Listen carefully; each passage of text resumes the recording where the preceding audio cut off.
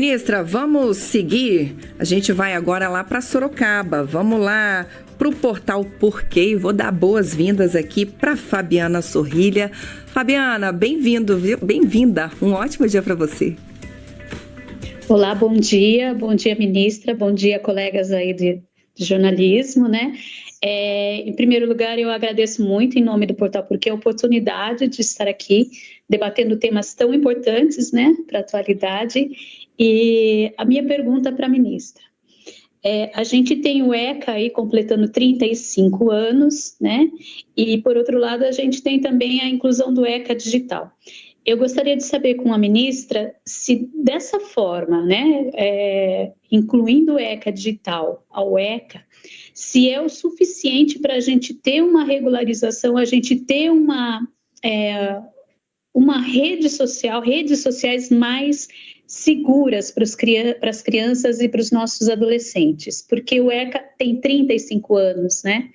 E é isso que eu quero saber, se dá para a gente ter essa segurança, né, tão necessária em tempos de redes sociais. Fabiana, olha, nós estamos dando um passo importante.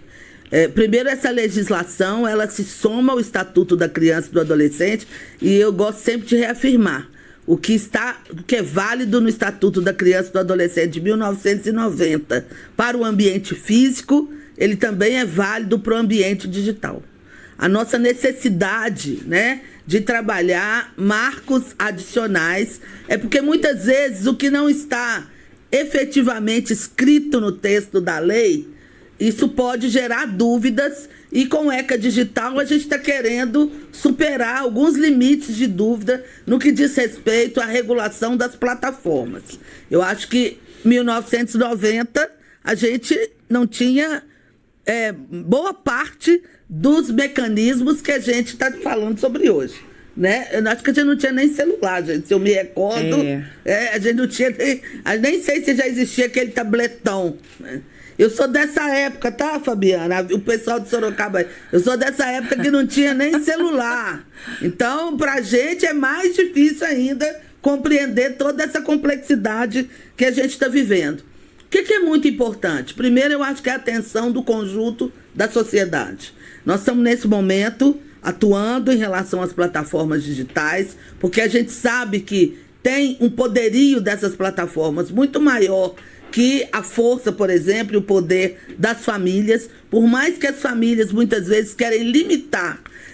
Tem mecanismos que só o algoritmo é capaz de fazer. Então, o que a gente está propondo aqui, as plataformas, elas têm uma ação preventiva e elas se responsabilizem pela proteção integral de crianças e adolescentes, da mesma forma que revistas, que jornais, que qualquer meio de comunicação, por meio da sua editoria, tem responsabilização quando está produzindo conteúdo para criança e adolescente.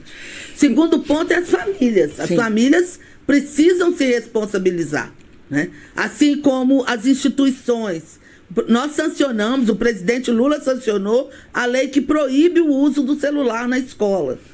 Nós publicamos, o governo federal, um guia de telas para orientação das famílias, para dizer, olha, não é adequado uma criança pequena, uma criança de 2 anos, tá com o celular na mão. Não é adequado que uma criança com menor de 14 anos tenha o seu próprio aparelho celular. Nós vamos ter que conversar com as pessoas que educam que você deixar uma criança com o celular é a mesma coisa de você abandonar seu filho no meio de uma praça pública de um grande centro sozinho, porque ela está exposta a um conjunto de pessoas que você não sabe quem é. Exato. Então, quando a gente aprova essa legislação, nós estamos dando mais um passo. A gente está estabelecendo mais limitações, mas é claro, isso é muito importante que toda a sociedade, especialmente as instituições do Sistema de Garantia de Direitos de Criança e Adolescente, nos ajudem no monitoramento, no acompanhamento e no aprimoramento das ações que nós temos que desenvolver. Ministra, só para a gente localizar aqui os nossos telespectadores e ouvintes, a ministra ressaltou aí com a pergunta da Fabiana Sorrilha, essa questão, então, do Estatuto da Criança e do Adolescente, que é considerada uma lei extremamente moderna, mas no ambiente digital a gente estava ali às cegas, né? Havia uma lacuna muito grande. E a ministra esteve aqui em diversas oportunidades, né, ministra, felizmente, e falava, olha, o que a gente aplica no Estatuto, né, no ECA, vale para o ambiente digital, mas isso agora foi formalizado, né, ministra? De alguma maneira, isso foi formalizado, então é por isso que a gente está falando, então, sobre o ECA digital, que é uma lei que trata especificamente de questões no ambiente digital. Sorocaba, Portal Porquê, Fabiana Sorrilha. Sim. Ministra, a senhora falou a respeito da toda a sociedade, né? Pais, Conselho Tutelar, né? Podem contribuir com a fiscalização de que o ECA digital esteja em atuação, seja respeitado. A minha pergunta é, a sociedade em geral, né, quem está nas redes sociais, como que as pessoas podem contribuir para que o ECA digital realmente venha a ser efetivo e venha a ser válido em todo o país? Bom, eu falo que o primeiro lugar onde a gente deve contribuir, é na própria aldeia, é no próprio ambiente familiar. As pessoas às vezes falam, eu quero contribuir com o debate ambiental, todo mundo se preocupa com a Amazônia, muito pouca gente se preocupa com o tratamento do resíduo sólido, do lixo, lá no seu bairro, na sua casa, no seu ambiente.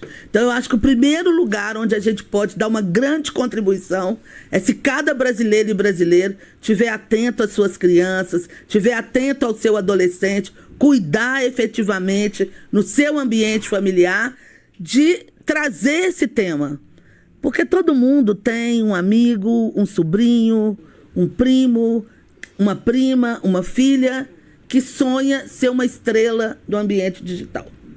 E isso é vendido com muito glamour, como se efetivamente isso fosse possível. O que a gente precisa entender, gente, é que em 1 milhão de casos de crianças que estão submetidas a condições indignas, você vai ter um que pode até se transformar nessa estrela. Eu acho que não é acabar com o sonho das pessoas, mas é dizer que a gente precisa começar pelo nosso ambiente mais próximo. E é claro, no ambiente digital, tendo acesso, né, chegando para você algum conteúdo inadequado, denuncie, né? Denuncie na própria plataforma, denuncie usando os nossos canais do Disque 100 qualquer situação de violência contra a criança e adolescente. Disque 100 já está aparecendo aí na sua tela, funciona de domingo a domingo, 24 horas por dia.